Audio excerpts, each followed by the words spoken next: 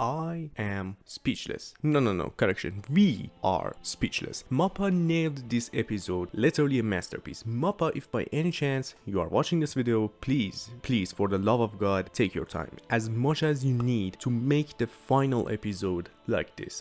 I beg you, no, we beg you to make the last episode like this or even better. Now let's talk about this episode. This scene is the same as the one we see in the first chapter of manga, and it could be the confirmation for the AOE theory, where the anime will have an original ending, but that original ending is connected to the manga. So if I explain AOE now, I will automatically spoil the manga, so I'm not going to talk about it now. Next thing we see is Ramsey and Halil under a tree hiding the money they stole from the people. There are two reasons why I'm mentioning this scene. Number one, the story detail in this scene. If you remember the time where Ramsey stole Sasha's money, the people who surrounded him, aka people of Marley, wanted to cut or smash his hand to make sure he won't steal ever again. And in this scene, we saw that it happened and they chopped or smashed his right hand. This is not the only time where we see a story detail like this in this episode. Another example of good story detail in this episode is the crisis and horror of rumbling and how it affected the people, which I will talk about it soon. Number two is the emotional impact that Ramsey has over Eren. Eren was wandering around the city and thinking about the future that he saw in his vision, until he saw Ramsey getting beaten up in a dark alley. Eren wasn't sure what to do because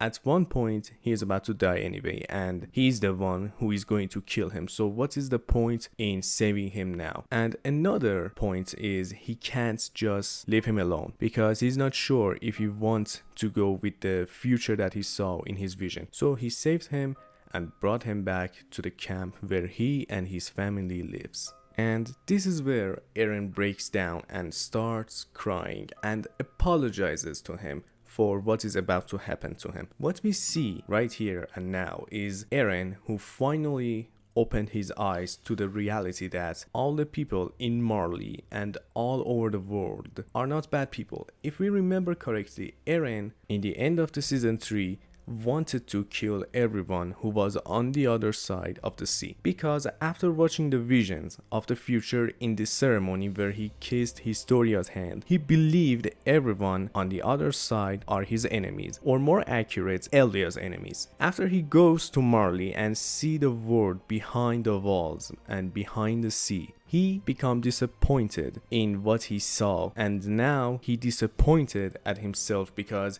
he's about to commit genocide and kill everyone, even the innocents. Then we see Ramsey and Halil crushed in the worst way possible, and not only them, everyone was dying in the worst way possible, because you're neither going to die by getting crushed by the titans or getting burned alive from the heat, and no one can escape from their fates no matter who you are. You can be a rich person or a poor person, you will die anyway. One of the things that actually horrifies me isn't the fact how terrifying this scene is, it's because how accurate it is. This is the reality of what would actually happen if world is about to end. People would do anything to survive, and after seeing all of this terror, we see Eren in his kid form in the middle of the sky enjoying the freedom that he wanted, and we witness the best iconic shot in anime history, the freedom scene. After that opening sequence, we saw Armin in the path dimension with Kid Eren, but then snap back to the boat,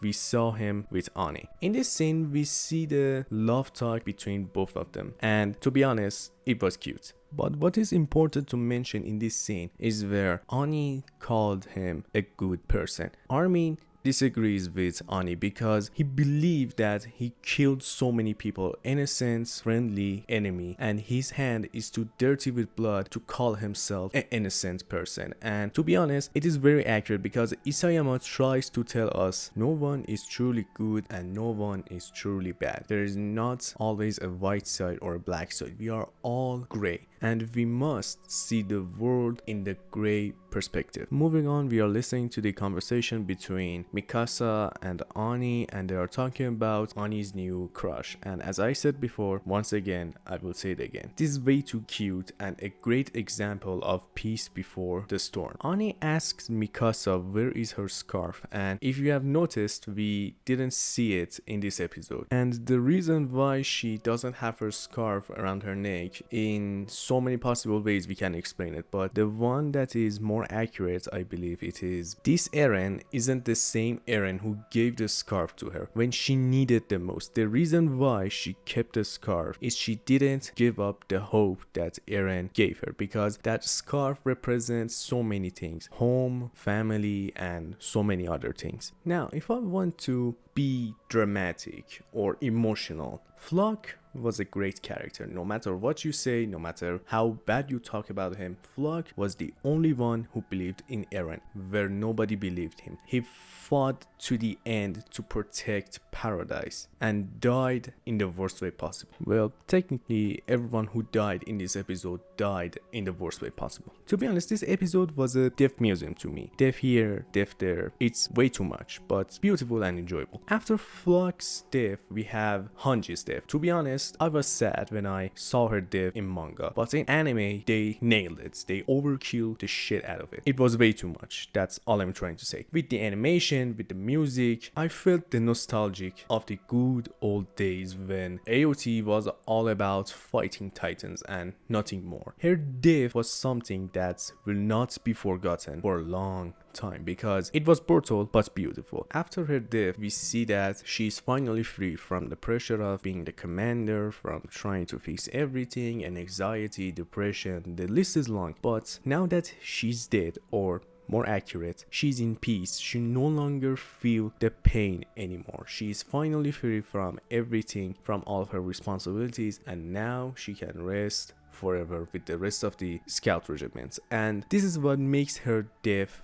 so beautiful. Now we see Armin as the new commander of the remaining scout regiments and planning to stop Eren. I'm going to skip a lot of this part because there isn't much to talk about, except to the part where Armin and Peak realize Eren didn't took away their titans and they are free to use their powers. And let me remind you that Eren has the ability to disable their titan powers anytime that he wanted, because he's the family titan. But Eren didn't do it because he wanted them to stop him. Correction, trying to stop him. Eren doesn't want to take away their freedom to try and stop him. So he let them free to do whatever they can to stop him and stop the rambling. Moving forward, Armin and the rest of the crew, including Levi, finally reached the founding titan. And with this amazing scene, we reached the climax of this special episode. To be honest, it was way better from what we expected, from the animation to directing.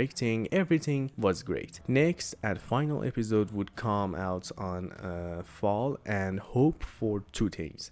Number one, the quality will remain the same or become even better. And the second one is praying that the AoE will be the ending of the Attack on Titan, because if AoE happens, I'm going to promise you that Attack on Titan will be the greatest story in the anime and manga forever. Now, if you enjoyed my content, please leave a like and subscribe to my YouTube channel for more videos like this, and also tell me in the comments your thoughts about this video and about this episode, and what do you think about AoE. Until another video, Bedrut.